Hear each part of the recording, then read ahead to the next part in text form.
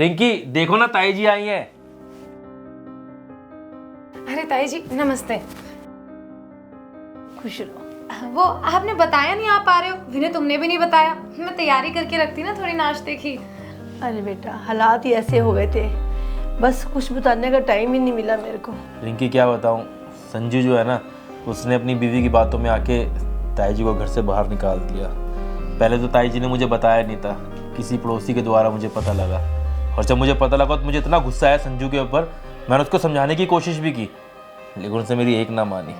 कह रहा है कि मेरी बीवी ने शर्त रख दी कि या तो माँ घर में रहेगी या बीवी, और कह रहा है कि मेरे बच्चे छोटे इसलिए मैं अपनी बीवी को नहीं निकाल सकता। मैंने कहा छोड़, तेरे को समझाने से अच्छा है मैं माँ को अपने साथ ले जाता हूँ। क्या हुआ, माँ का दूसरा बेटा तो जिंदा है ना।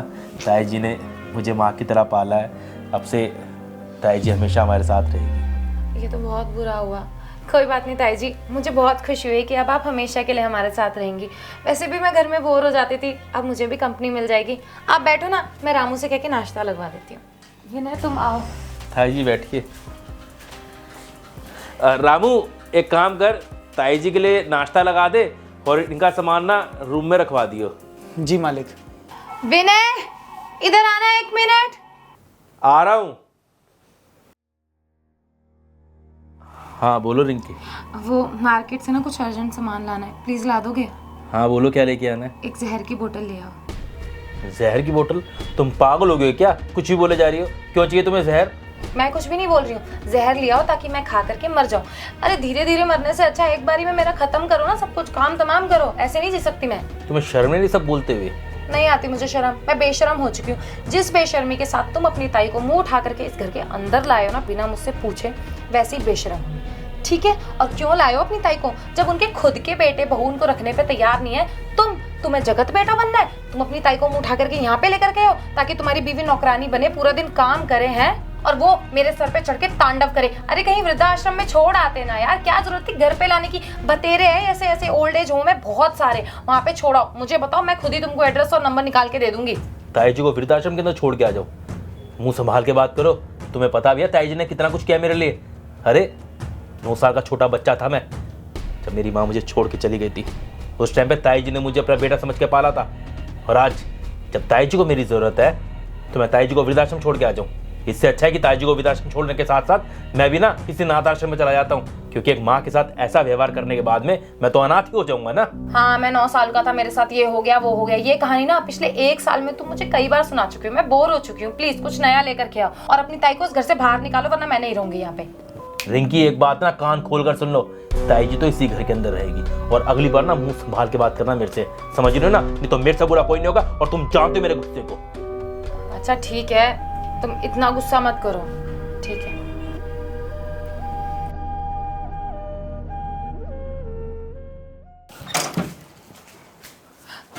विनय तुम यहाँ पे बैठ के फोन चला रहे हो, हमारे घर में चोरी हो गई है। चोरी हो गई है? क्या चोरी हो गई है? अरे मेरी सोने की अंगूठी और मेरी सोने की चैन, दोनों चीजें चोरी हो गई है। अरे तुमने कहीं इधर उधर रख दी होगी, एक बार फिर से चेक कर लो। पागल थोड़ी हूँ, पूरा घर चेक कर चुकी हूँ, बस ताई जी वाला कमरा रह गया, कहीं पे भी मुझे मेरी चैन और अंगूठी नहीं मिली। विनय रामू कहाँ है? रामू? तुम कैसी बात कर रहे हो? रामू के ऊपर शक कर रहे हो? रामू के ऊपर कैसे शक कर सकते हो? वो इतने साल से हमारे घर में रह रहा है, उसने कभी कुछ ऐसा किया है क्या? नहीं किया। और उस बेचारे को 1 रुपए भी मिलते हैं ना, वो आके कहता है भाभी लो मुझे ये मिला है। वो चोरी नहीं कर सकता, मुझे उस पर पूरा विश्वास है। तो तुम सीधा सीधा बोलो, चाहती क्या?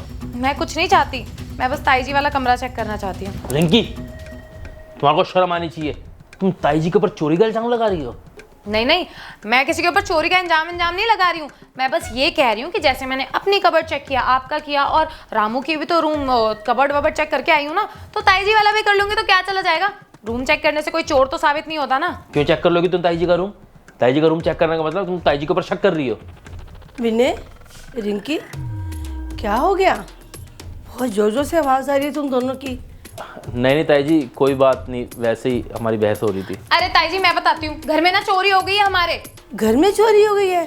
अरे मेरी सोने की चैन और मेरी सोने की अंगूठी कबर्ड में रखे हुए थे। गलती थोड़ी सी मेरी है कि मैंने लॉक नहीं किया, मेरी दोनों चीजें चोरी हो गई है ताई जी। बस आपका रूम रह गया है चेक करने के लिए, मैं चेक करके आऊँ क्या? मेरा कमरा रह गया है तो बेटा आप आराम से देखो। जब सारे घर में ढूंढ लिया आपने तो मेरे कमरे में भी देख सकते हो ना, विनय क्यों गुस्सा कर रहे हो? बहू को तसल्ली हो जाएगी, चीज़ खोइए तो बच्चा ढूंढेगा ना। बहू आप आराम से देखो। हाँ, ताई जी कह रही है ना, मैं चेक करके आती हूँ। विनय, सब कुछ चेक हो गया है, बस ना ये ताई जी का बैग रह गया है, इसको चेक कर लूँ अब? तुम्हारी हिम्मत कैसे ताई जी का बैग लेके आने की बाहर?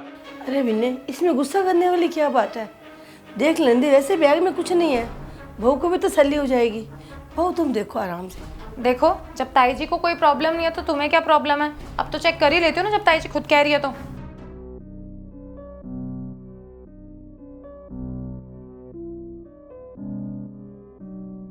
ये देखो, मेरी चेन और मेरी अंगूठी, दोनों चीजें ताई जी के बैग से निकली है।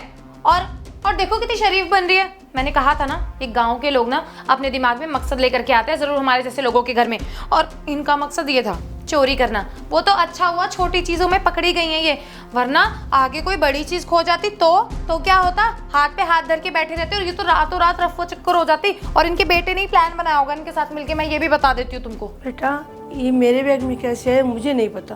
आप ही ने चोरी करी है। ये चेन आपके बैग में कैसे आई? और मेरी अंगूठी अपने आप आएगी क्या? इसके पैर लगे हुए हैं। मेरे बैग में कैसे आए मुझे कुछ नहीं पता। आप चोर हो। विनय, मैं सच कह रही हूँ, मुझे कुछ नहीं पता। ताई जी मुझे पता है आपके बैग में ये चेन कहाँ से आई है। कहाँ से रखा गया है? कहाँ से आई है? ये देख लो खुद ही अपनी आंखों से हकीकत।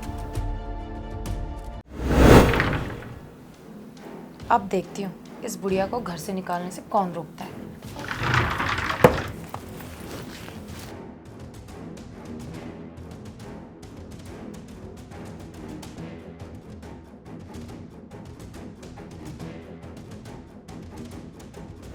रिंकी, तुम्हें शर्म नहीं ये सब करते हुए? तुम्हें पता है रामू ने ना तुम्हारी वीडियो बना ली थी जब तुम ताई जी के बैग के अंदर वो चेन रख रही थी, और रामू ने मुझे तभी जाके दिखा दी थी। मैं जान के चुप था, मैं देखना चाहता था कि तुम कितना गिर सकती हो, और तुमने तो सारी हदें पार कर दी। तुम्हें शर्म नहीं आई एक बुजुर्ग औरत के ऊपर चोरी का इल्ज़ाम लगाते हुए? अरे तुम्हारी माँ की उम्र की है, कोई तुम्हारी माँ के ऊपर चोरी का इल्ज़ाम लगाएगा तो तुमको अच्छा लगेगा? रिंकी, आज तुमने मेरा सर ताई जी के आगे शर्म के मारे झुकवा दिया। मैं सच बता रहा हूँ, मैं आज अपने आप से आंखें नहीं मिला पा रहा हूँ। यार तुमने ये सब क्यों किया? तुमने मेरे भरोसे को पूरी तरह से तोड़ दिया है। विनय, तुम मुझे वृद्धाश्रम छोड़ाओ, मैं यहाँ नहीं रहूँगी। मैं चाहती हूँ मेरी वजह से तुम्हारी गृहस्थी न खराब हो, तुम दोनों आराम से रहो। मुझे कोई दिक्कत नहीं है, मैं बाकी की ज़िंदगी वहीं गुजार लूँगी, बस तुम्हारी गृहस्थी नहीं खराब होने चाहिए मेरी वजह से। नहीं ताई जी, आप वृद्धाश्रम नहीं जाओगी। अगर आप वृद्धाश्रम में रहोगी जाकर तो फिर मैं भी इस घर के अंदर नहीं रहूँगा। सुन रहे रिंकी, अगर ताई जी घर छोड़ के गई तो मैं भी इस घर के अंदर नहीं रहूँगा। नहीं विनय, I'm really sorry। और ताई जी, I'm so sorry, मुझसे गलती हो गई। मुझे ऐसे नहीं कहना चाहिए था आपको, और मुझे ये सब भी नहीं करना चाहिए था। I'm so sorry ताई जी। अगर आप इस घर से चली गई ना तो मैं कभी भी खुद को माफ़ नहीं कर पाऊँगी। आप प्लीज़ मुझे माफ़ कर दीजिए। और विनय प्लीज़ तुम भी मेरे को माफ़ कर दो। I'm so sorry। बहू, तुम्हें मेरे से कोई प्रॉब्लम थी तो मुझे बताती, मैं पहले ही चली जाती। मैं तो विनय से पहले ही कह रही थी कि मैं यहाँ नहीं आना चाहती, मुझे वृद्धाश्रम छोड़ा। विनय जिद करके मुझे यहाँ लाया था, मैं तो यहाँ आना भी नहीं चाहती थी। जब मेरे बेटे ने मुझे नहीं रखा, उसने मुझे निकाल दिया, तो मैं मेरे भतीजे से क्या कहूँ? थैंक यू वेरी मच ताई जी। इतना सब होने के बाद में भी आपने रिंकी को माफ़ कर दिया। मैं शर्मिंदा हूँ जो कुछ भी हुआ आज यहाँ पर, और मैं आपको विश्वास दिलाता हूँ आज के बाद ऐसा कुछ नहीं होगा। बस आप ऐसे ही अपना आशीर्वाद हमारे पर बनाए रखिए। तो दोस्तों, इस वीडियो में हमने ये दिखाने की कोशिश की है कि कभी किसी के ऊपर चोरी का इल्ज़ाम नहीं लगाना चाहिए, और ख़ासकर उनके ऊपर जिन लोगों ने आपके ऊपर एहसान किए हैं। और सबसे गलत चीज़ होती है चोरी का इल्ज़ाम लगाना। इंसान ना जीते जी मर जाता है, क्योंकि जो बदनामी होती है ना वो इंसान को कहीं ना कहीं अंदर तक तोड़ देती है। बाकी आप ये ज़रूर बताएं कि कौन से शहर में बैठ के इस वीडियो को देख रहे हैं, और अपना फीडबैक भी ज़रूर दीजिए, क्योंकि हम अपने आप को धीरे धीरे इम्प्रूव कर रहे हैं। हमें आपके सपोर्ट की बहुत ज़्यादा ज़रूरत है। वीडियो को शेयर कर दीजिए, अपने दोस्तों को दिखाइए, और मिलते हैं अगली वीडियो में। Bye bye, take care, love you.